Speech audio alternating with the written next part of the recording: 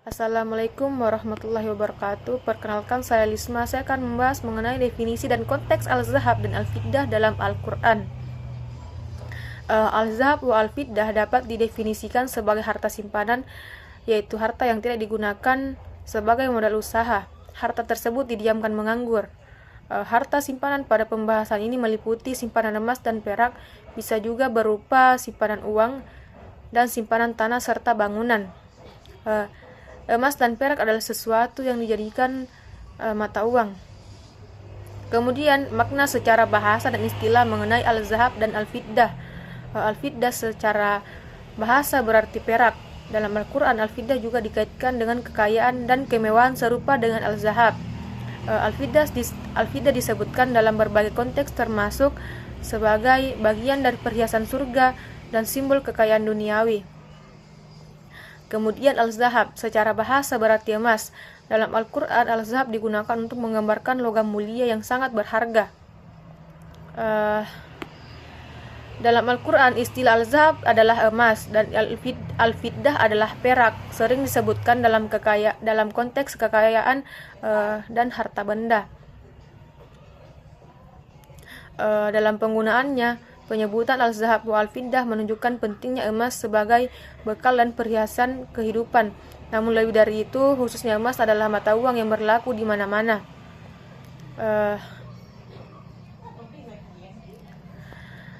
Apabila al-zahab dan al-fiddah disebutkan dalam berbagai konteks, termasuk sebagai bagian dari perhiasan surga dan simbol kekayaan duniawi, maka dengan mengeluarkannya emas dan perak dan kebutuhan umat bersama seperti mengeluarkan zakat, maka dapat mengurangi kesenjangan pendapatan antara golongan kaya dan miskin.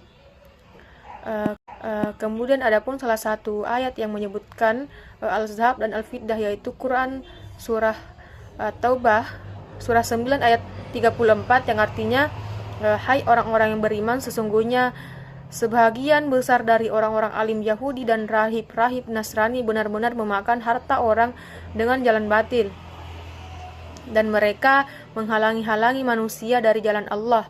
Dan orang-orang yang menyimpan emas dan perak dan tidak menafkahkannya pada jalan Allah, maka beritahukanlah kepada mereka bahwa mereka akan mendapatkan siksa yang pedih. Maksud dari ayat ini adalah barang siapa yang menyimpan emas dan perak dan tidak membayarkan zakatnya akan mendapatkan siksa yang pedih di akhirat kelak.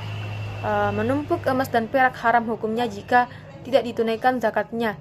Menyimpan emas dan perak tidak haram jika ditunaikan zakatnya.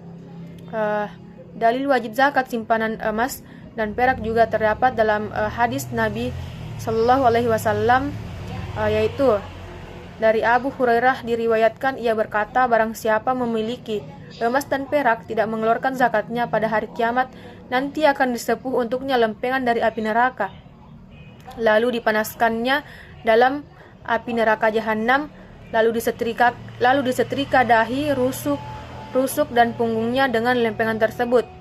Setiap kali lempengan dingin akan disepuh lagi dan disetrikakan kembali padanya pada hari ukuran sama dengan 50.000 tahun. Kemudian ia melihat tempat kembalinya, apakah surga atau neraka. Hadis riwayat Muslim. Kemudian konteks sejarah dan sosial. Dalam konteks sejarah dan sosial mengenai al-zahab dan al-fiddah mencerminkan kondisi sosial ekonomi Arab pra-Islam dan awal mula Islam, di mana emas dan perak bukan hanya dianggap sebagai alat tukar, tetapi juga sebagai simbol status dan kekuasaan. Al-Quran memberikan panduan etis untuk mengelola kekayaan ini dengan bijak, menghindari keserakahan dan menjaga keseimbangan zakat dan infak. Bismillahirrahmanirrahim. Perkenalkan, nama saya Rusdawati. Di sini saya akan menjelaskan mengenai nilai dan fungsi al-zahab dan al-fiddah. Nilai dalam konteks ekonomi sebagai alat tukar dan penyimpangan nilai emas, khususnya dianggap sebagai aset berharga karena kelangkaannya, ketahanannya, dan sifatnya yang tidak mudah rusak. Dan nilai dalam konteks religius sebagai transaksi keuangan dan zakat Islam menetapkan atau batas minimal untuk zakat emas dan perak, dan berfungsi sebagai bekal dan perhiasan kehidupan. Namun lebih dari itu, khususnya emas adalah mata uang yang berlaku di mana-mana. Adapun nilai intrinsik dan ekstrinsik. Emas dan perak secara intrinsik berharga karena sifatnya indah, langka, tahan lama, dan tidak mudah rusak. Al-Quran tidak secara eksplisit membahas nilai fisik dari emas dan perak, tetapi penggunaan keduanya sebagai simbol kekayaan dan kemewahan menunjukkan pengakuan atas nilai intrinsik mereka. Dalam surah Al-Kahfi ayat 31, Allah berfirman yang artinya, pakaian dari sutra hijau dan gelang dari perak sebagai simbol kenikmatan bagi penghuni surga. Hal ini menunjukkan penghargaan terhadap keindahan dan nilai intrinsik perak. Al-Quran mengakui bahwa emas dan perak memiliki nilai ekstrinsik sebagai alat untuk mengukur kekayaan daya beli dan simbol status sosial. Dalam surah At-Taubah ayat 34, Allah memperingatkan terhadap penimbuhan emas dan perak tanpa menggunakannya di jalan Allah. Meskipun emas dan perak berharga, penggunaannya harus sesuai dengan nilai-nilai moral dan spiritual, menegaskan pentingnya penggunaan yang benar atas kekayaan. Adapun fungsi sebagai mata uang. Emas dan perak sebagai mata uang digunakan sebagai alat tukar yang sah karena diterima secara luas oleh masyarakat. Nilai keduanya diakui dan dipercaya sehingga dapat mempermudah transaksi ekonomi. Dalam sejarah Islam dan dunia, emas dan perak digunakan sebagai standar untuk menilai harga barang dan jasa.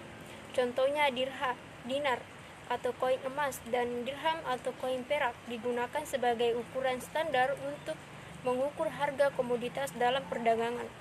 Emas dan perak merupakan logam mulia yang memiliki dua fungsi. Selain merupakan tambang elok sehingga sering dijadikan perhiasan, emas dan perak juga dijadikan mata uang yang berlaku dari waktu ke waktu.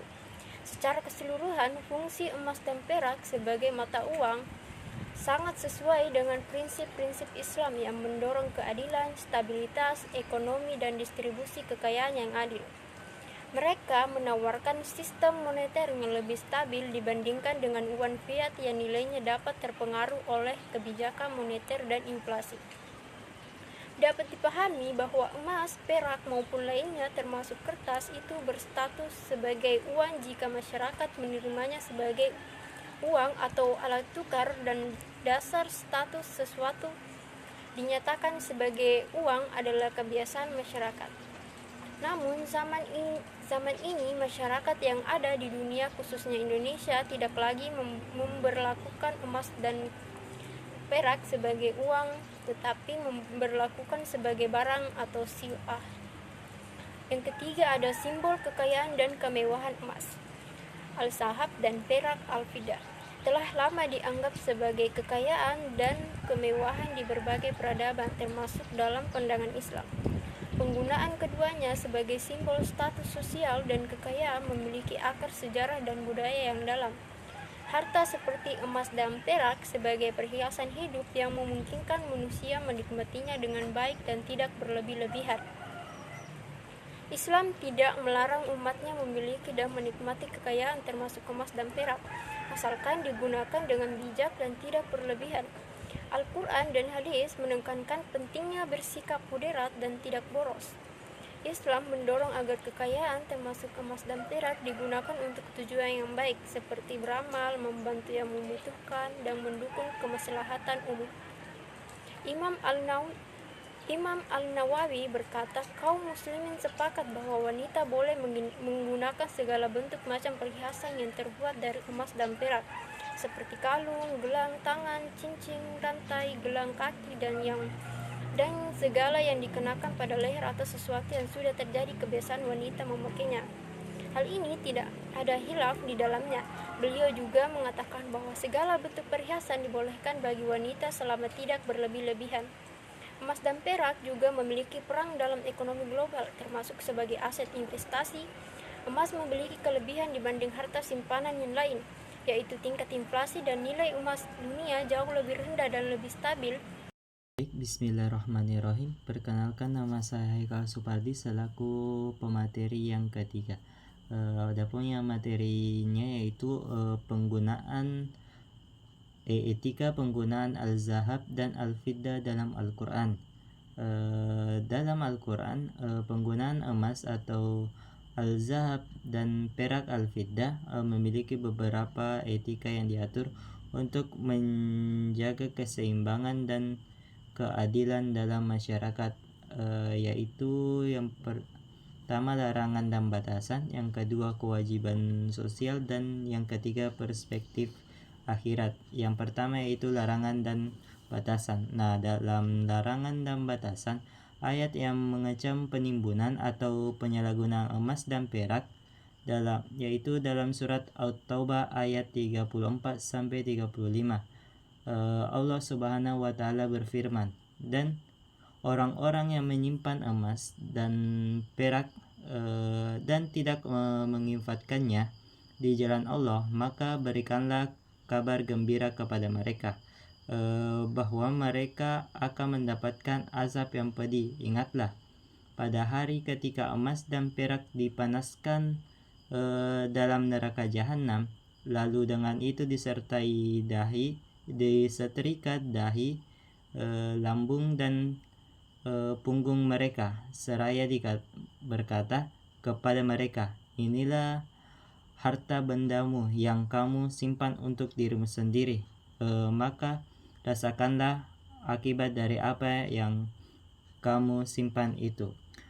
Ayat tersebut menegaskan bahwa menimbun harta yang tanpa menginfakkannya di jalan Allah adalah perbuatan yang sangat tercela dan akan mendapatkan azab yang pedih di akhirat. Ini juga menunjukkan pentingnya zakat dan berbagi dengan sesama. Nah, dalam Al-Quran melarang umatnya untuk berlebihan dalam menggunakan harta, termasuk emas dan perak. Israf atau pemborosan dianggap sebagai tindakan yang tidak disukai Allah Subhanahu wa taala. Dalam Quran surat Al-Isra ayat 27, Allah berfirman, sesungguhnya orang-orang yang pemboros itu adalah saudara-saudara setan, dan setan itu sangat ingkar kepada Tuhannya. Poin yang kedua yaitu kewajiban sosial. Nah, dalam kewajiban sosial, kaitan antara kekayaan berupa al-zahab dan al-fiddah dengan kewajiban zakat infak. Dalil wajibnya zakat simpanan emas dan perak yaitu dalam firman Allah Subhanahu wa taala, orang-orang yang orang-orang yang menyimpan emas dan perak dan tidak menafkahkannya pada jalan Allah, maka beritahukanlah kepada mereka bahwa mereka akan dapatkan siksa yang pedih.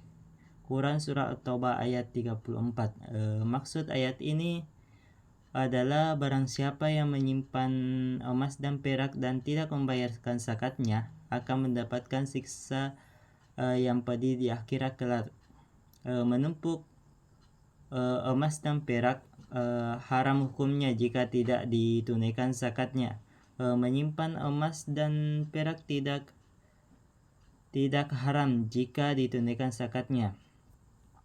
Adanya ancaman bagi penyimpan emas dan perak yang tidak membayar zakat menunjukkan wajibnya zakat atas simpanan emas dan perak. Kewajiban zakat atas simpanan emas dan perak sudah menjadi ijma ulama. Nisab zakat emas sebesar 20 miskal atau 20 dinar. Dinar merupakan koin emas yang beredar pada masa Nabi yang berasal dari kerajaan Romawi Bizantium. 1 dinar beratnya 4,25 gram. Dengan demikian nisab emas yaitu 20 kali 4,25 gram sama dengan 55 gram. Zakat simpanan emas yang wajib dikeluarkan sebesar 2,5% dari simpanan emas yang ada. Sedangkan nisab zakat perak sebesar 200 dirham Dirham adalah koin perak yang beredar pada masa Nabi yang berasal dari kerajaan Persia. Berat satu koin dirham yaitu 2,975 gram. Dengan demikian nisab simpanan perak yaitu 200 dikali 2,975 sama dengan 595 gram.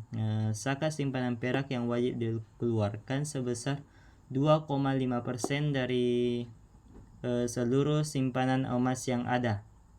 Nisab untuk emas adalah 85 gram, sedangkan untuk perak 595 gram.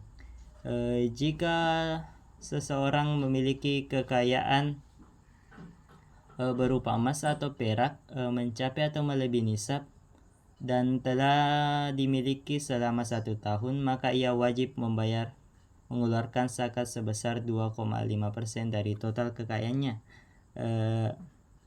Infak adalah pemberian harta secara sukarela di luar kewajiban zakat. Infak dapat diberikan kapan saja dan kepada siapa saja yang membutuhkannya. Berbeda dengan zakat yang memiliki aturan dan ketentuan tertentu. Infak lebih fleksibel dan tidak terikat pada nisab atau waktu tertentu. Kaitan sosial, kedua kewajiban ini bertujuan untuk mengurangi kesenjangan ekonomi dan meningkatkan solidaritas sosial. Dengan mengeluarkan zakat dan infak, umat muslim membantu mereka yang kurang mampu dan berkontribusi pada kesejahteraan masyarakat secara keseluruhan. Poin terakhir atau poin ketiga yaitu perspektif akhirat. Nasihat Qur'ani mengenai konsekuensi penggunaan harta benda di akhirat dalam Al-Quran. Ada beberapa ayat yang berikan nasihat mengenai penggunaan harta benda, termasuk emas atau al-zahab dan perak al-fiddah, serta konsekuensinya di akhirat. Salah satu ayat yang relevan adalah surat At-Taubah ayat 34-35. Yang artinya, dan orang-orang yang menyimpan emas dan perak serta tidak menafkahkannya di jalan Allah, maka beritahukanlah kepada mereka bahwa mereka akan mendapatkan sisa yang pedih pada hari dipanaskan emas perak itu di dalam neraka jahanam, lalu dibakar dengannya dahi mereka, lambung dan punggung mereka. Lalu dikatakan kepada mereka, inilah harta bendamu yang kamu simpan untuk dirimu sendiri, maka rasakanlah sekarang akibat dari apa yang kamu simpan itu. Dalam Islam, harta segala sesuatu yang dimiliki berupa material dan dapat digunakan dalam menunjang kehidupan atau wasilah al-hayah, seperti tempat tinggal, kendaraan, barang-barang perlengkapan, emas, perak, tanah, binatang, bahkan berupa uang, dan mempunyai nilai bagi pandangan manusia. Syekh Abdurrahman bin Nasir As-Sa'di menyatakan bahwa Allah mengkabarkan kepada kita bahwa Dia telah menghasih bagi manusia kesucian kepada dunia, khususnya pada harta benda yang telah disebutkan dalam ayat ini. Karena semua itu adalah sebesar-besar syahwat atau keinginan, sedangkan lainnya hanya mengikutinya.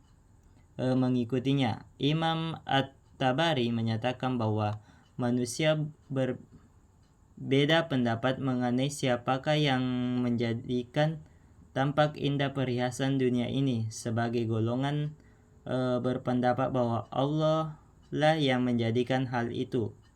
Selain itu, surat Al-Imran juga menyebutkan kecenderungan manusia terhadap harta benda duniawi. surat Al-Imran ayat 14 yang artinya dijadikan terasa indah dalam pandangan manusia cinta terhadap apa yang diinginkan berupa perempuan-perempuan, anak-anak, harta benda yang tertumpuk dalam bentuk emas dan perak, kuda pilihan, hewan ternak dan sawah ladang. Itulah kesenangan hidup di dunia, dan di sisi Allah lah tempat kembali yang baik. Ayat ini mengingatkan bahwa meskipun harta benda di duniawi tampak menarik, yang lebih penting adalah mencari keridhaan Allah Subhanahu wa taala dan mempersiapkan diri untuk akhirat. Baik, itulah sedikit paparan materi dari saya. Kurang lebihnya mohon dimaafkan. Wassalamualaikum warahmatullahi wabarakatuh.